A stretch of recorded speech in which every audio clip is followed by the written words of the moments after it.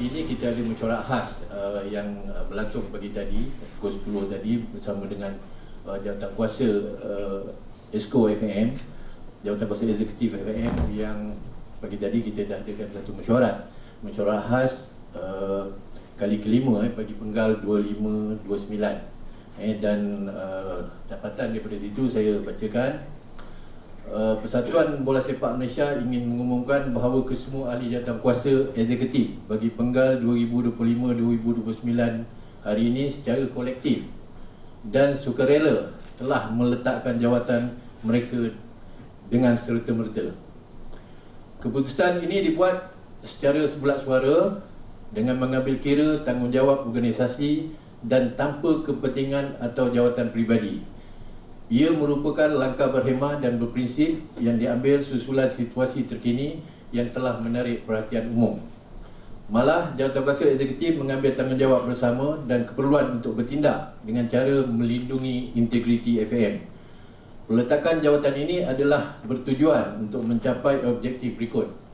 Pertama, menjaga reputasi dan kepentingan organisasi FAM serta mengurangkan risiko lebih buruk yang boleh menjejaskan bola sepak Malaysia secara keseluruhan.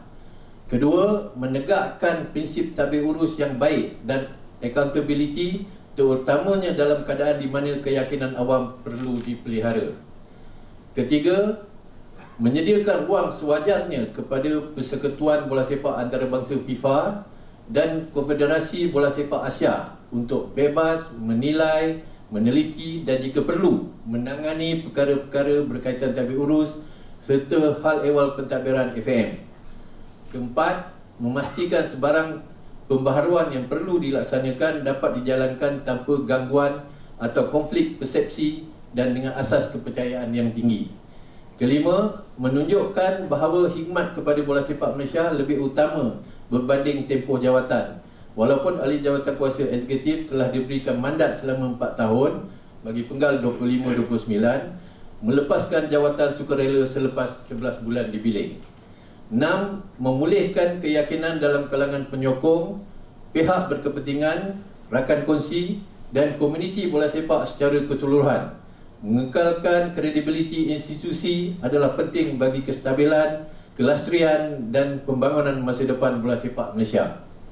Jawatan kuasa eksekutif menegaskan bahawa mereka akan tetap memberikan kerjasama penuh kepada FIFA, AFC dan semua pihak berkepentingan yang relevan sekalipun tidak lagi memegang sebarang jawatan, selain menekankan komitmen masing-masing terhadap kepentingan jangka panjang bola sepak negara. Bagi pihak AFC, kita dijemput hari ini dan kita dapat tahu hari ini yang EXCO FAM sudah pun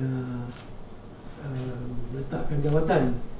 Jadi apa yang telah dibincangkan bersama-sama dengan FAM adalah untuk membantu FAM membuat satu penilaian ke atas beberapa aspek dalaman, terutama sekali urus takbir, pengurusan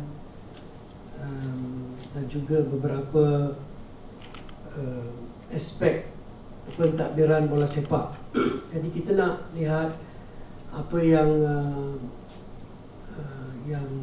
lemah, okay? Apa dan gaps dia. Okay? Kalau kita benchmark dengan satu persatuan yang moden, satu persatuan yang kita rasa standard dalam masa kini, kita akan buat penilaian itu. Lepas tu kita akan bentangkan laporan kepada stakeholders, terutama sekali kepada Kongres FAM, sebab ada beberapa perubahan yang perlu dibuat, mungkin perlukan persetujuan ataupun kelulusan daripada Kongres. Tapi itu adalah step yang akhir. Sebelum itu kita akan buat satu pasukan daripada AFC, akan diketuai oleh Encik Wahid Kardani, iaitu Deputy General Secretary AFC, bersama-sama dengan konsultan yang kita ada untuk buat penilaian dan juga seterusnya membentangkan laporan yang perlu dibuat oleh FAM untuk saya rasa untuk menjadi satu persatuan yang lebih mantap sebelum kita buat kongres. Okey, masa tadi kita yang Datuk Wira cakap tadi, kita diberi masa sepenuhnya oleh Exco FAM tadi. Tidak ada kekangan masa, tidak ada syarat diberikan kepada AFC. Jadi kita harus berterima kasih kepada Exco FAM yang berbesar hati untuk melepaskan jawatan, dan juga kita harus menghargai perkhidmatan yang selama ini dicurahkan oleh ahli-ahli yang setengah orang tu lama dalam FAM. Kita tidak boleh lupa perkhidmatan dan juga